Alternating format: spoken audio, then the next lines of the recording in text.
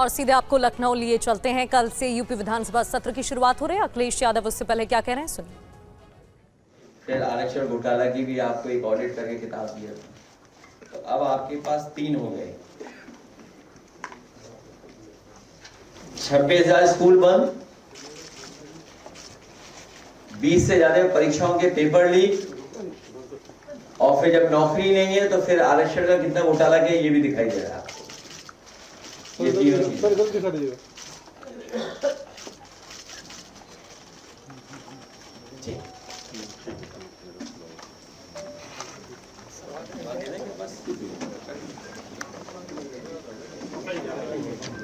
UP में शिक्षा व्यवस्था ध्वस्त। समाजवादी पार्टी के प्रमुख अखिलेश यादव को आप सुन रहे थे। समाजवादी पार्टी के अध्यक्ष अखिलेश यादव ने कहा यूपी में शिक्षा व्यवस्था ध्वस्त हो चुकी है। सरकार नहीं चाहती लोग आगे बढ़ें।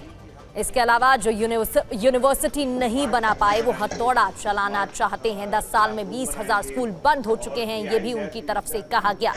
सरकार की पहले दिन से ही मंशा ठीक नहीं है।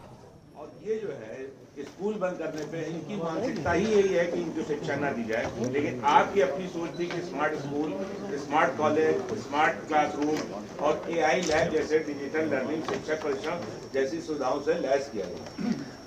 भविष्य में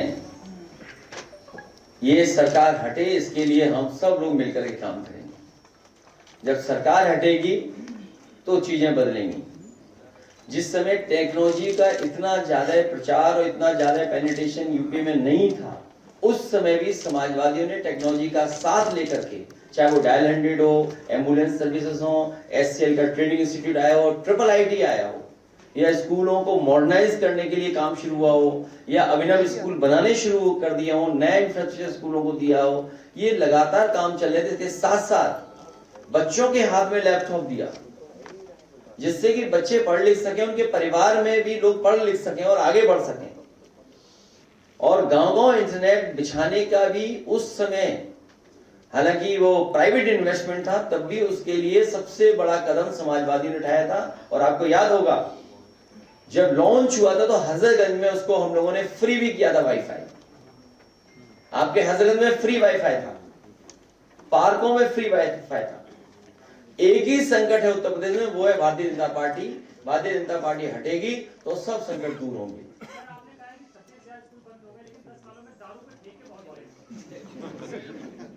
मेरा निवेदन है उस तरफ आप लोग न जाएं, उस तरफ जाने की आदत न डालें।